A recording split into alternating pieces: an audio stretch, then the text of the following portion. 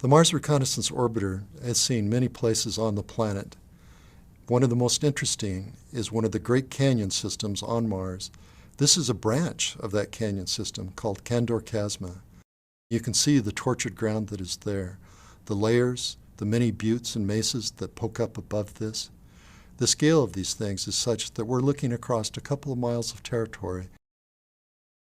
There is no vertical exaggeration in the stereo image made by taking images at separate times on separate orbits.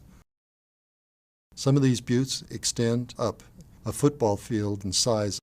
Fault systems that were produced by earthquakes, in this case Marsquakes, give us clues as to whether this is material that was eroded away or actually whether it was deposited and then eroded later. The stress patterns show us the canyon formed first, was filled with material, and eroded away, leaving these buttes, with the buttes being formed by more resistant rock at the top of the buttes, darker in these images.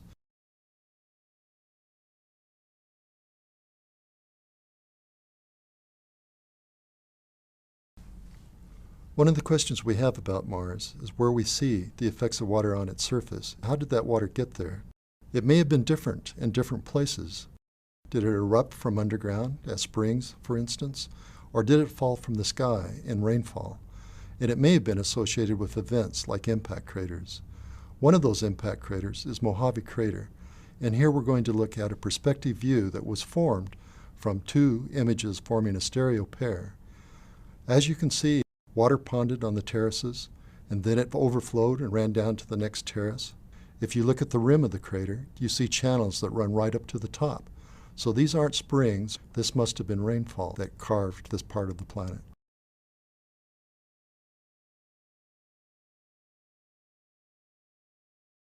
The Mars Reconnaissance Orbiter is able to look at not only the structure of the surface, its topography and shape, but also its composition. We're going to zoom into an area called Nili Fossae that is very diverse, and that's shown here in false color.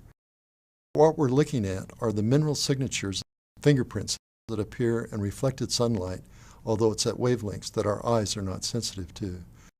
Straight edges are the edges of the images that were taken. We don't have complete coverage. What we're most interested in here are the areas that are colored green. Those are areas in which carbonates are present. Carbonates indicate that here's an environment that could have been conducive to life, and if not life today, it could have preserved the signature of life that may have occurred in the past. That is, the organic molecules should also be preserved today if they were ever produced on its surface. This very diverse area shows a complex mineral signature and also shows that there are many different kinds of water environments on the planet. So water was not uniform in its activity. It may have persisted in some areas longer than in other areas, and its interaction with the rock has left us clues about what that ancient history was.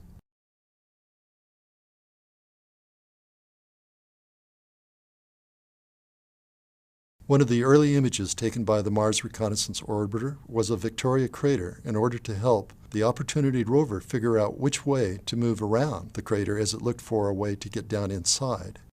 Here you see that image taken from 180 miles above the surface of Mars.